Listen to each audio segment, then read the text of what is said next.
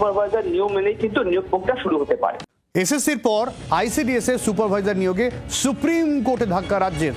কলকাতা হাইকোর্টের নির্দেশে স্থগিতাদেশ দিল না শীর্ষ আদালত। আইসিডিএস এর সুপারভাইজার নিয়োগে সিঙ্গেল বেঞ্চের রায় বহাল রেখেছিল ডিভিশন বেঞ্চ। তাকে চ্যালেঞ্জ করে সুপ্রিম কোর্টে যায় রাজ্য সরকার।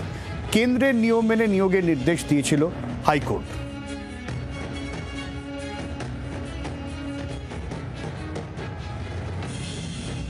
আমি একটু অর্ণবাংশুর কাছ থেকে বুঝে নিতে যাবো। অর্ণবাংশু, এই আইসিডিএস সুপারভাইজার নিয়োগের সমস্যা কোথায় ছিল? কলকাতা হাইকোর্টের নির্দেশ কি ছিল যেখানে স্থগিতাদেশ দিল না?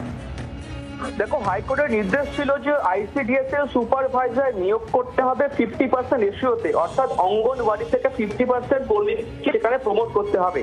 কিন্তু রাজ্য সেই নিয়ম মানছিল না, তারা কিন্তু 75% বেঞ্চের রায় বহাল রাখে ডিভিশন বেঞ্চ। রাজ্য যায় সুপ্রিম কোর্টে তাদের নির্দেশটা, তাদের নিয়মটা বজায় রাখার জন্য।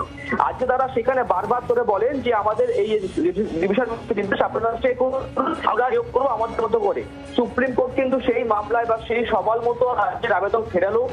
আজকে তারা কোনো স্টে অর্ডার দেয়নি এবং মামলাটা অ্যাডমিট করেছে। মামলাটা অ্যাডমিট করার পর মামলাকারী পক্ষকে বলা হয়েছে সবাইকে তারা নোটিশ সার্ভ করবে, এরপর ডিটেলিং হ্যারিং। অর্থাৎ 26 বছর ধরে কিন্তু সুপারভাইজার নিয়োগ প্রায় আটকে রয়েছে। সুপ্রিম কোর্টে কিন্তু এই মামলা হওয়ার পর অনেকটা আশা দেখতে পাচ্ছেন অনেকেই যে সুপারভাইজার নিয়ম মেনেই কিন্তু নিয়োগ প্রক্রিয়া শুরু হতে পারে।